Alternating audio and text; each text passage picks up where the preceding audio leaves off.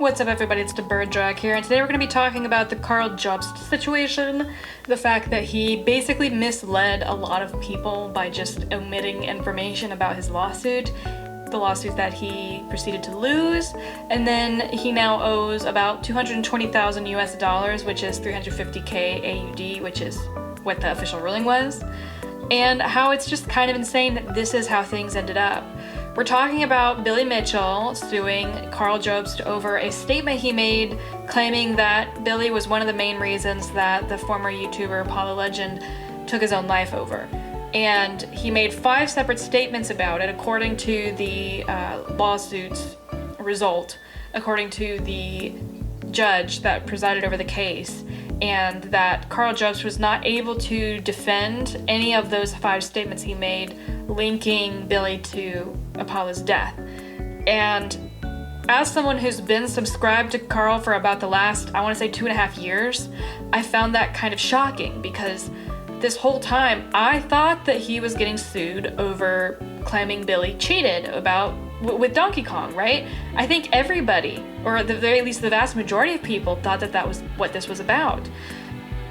Karl did put out a video a year ago breaking down why he was being sued, but even then, it's like, how hard do you have to sidestep the situation to mislead your entire audience or kind of trick them or manipulate them into thinking that it's about one thing, but it's really about the other?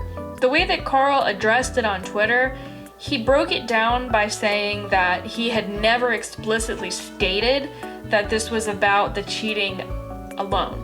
He said that that was part of his defense, which I'm sure that it was, but I think that that's kind of insane to make that suggestion when that's not what the basis of the case was about. And the judge broke that down in the live streamed results that he read out on the 30th of March, or I guess the 1st of April in Australia, right? Which I think is impeccable timing by the judge, just by the way. I am disappointed that he lost the case considering who it was that was suing him, but I feel no sympathy right now because you cannot make people believe it's one thing when it's actually the other, especially when you are fundraising off of it. If you read the comments under his video, if you read the comments on Twitter, it seems like a lot of people thought the reason this was happening is because of the cheating stuff. I did see a couple interesting comments that were talking about how Billy can say wrong things all the time and never face consequences, and Karl says one wrong thing and he loses 350k for it. I think that I can understand that mindset to a degree, but it's kind of missing the fact that we're dealing with the legal system. So because he wasn't sued specifically because of the cheating stuff, it was because of this other very specific defamatory thing that was said and was proven to be defamatory in a court of law in his home country, by the way, that it's just not about free expression. It's about false information.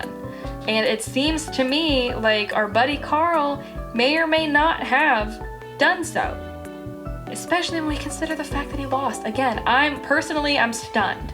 I could not believe that he lost the case. It seemed like a huge home run because I thought it was about cheating. Everybody did. And, you know, when Karl said in his statement that it really wasn't about that and he never said that it was, somebody on Twitter pulled up a clip where he explicitly said that this is what it was about. We're going to go ahead and run that now. What he did. The world needs Billy to lose. Not only would Billy need to pay me a lot of money if he loses, but we will also have an official ruling by a judge on a lot of these issues. This is because this particular trial will be decided by a judge and not a jury. So a judge is going to examine all of the evidence, and a judge will give his ruling and opinion on all of these issues. So if a judge rules that Billy was exposed for cheating, this opinion will be cemented in writing and will carry a lot of weight. If Billy loses this lawsuit, the judge's opinion is going to be very damaging for him, and that's another reason why I think it was very stupid for Billy to have started these proceedings. So if it were me listening to that video, my immediate thought would be, okay, that's what this is about. You know, I wouldn't worry too much about it, and I would be thinking, you know, how can I donate? I don't think I've ever actually contributed to a crowdfunding for a legal fund of any kind ever for a YouTuber. I'm glad I didn't contribute to this one, obviously, because had I known this is what it was about, probably wouldn't want anything to do with it. Especially, like, it's one thing to be going up against somebody that you think is a massive jerk, right? It's another thing to kind of contribute financially to a situation that you're basically defending someone who accused a guy of killing another guy or convincing another guy to take his own life, you know? That's just a different thing. And I think he knew that, because I wonder if he had been very clear and transparent about the reason why this lawsuit was happening, I don't know that he would have gotten the funding that he did. Karl claimed he needed 600,000 Australian dollars to be raised for his legal fund, among other things, is what he said, which is a little concerning.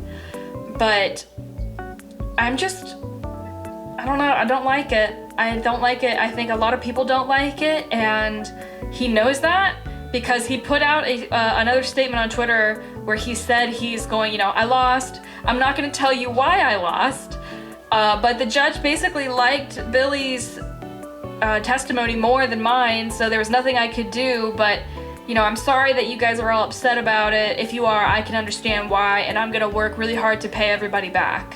Which, if he actually does that, I think would be the honorable thing to do. I think that would undo some of the harm. I think right now, depending on his response, he said he'll be putting a video out this coming Saturday or Sunday. The next weekend is what he said yesterday in his statement.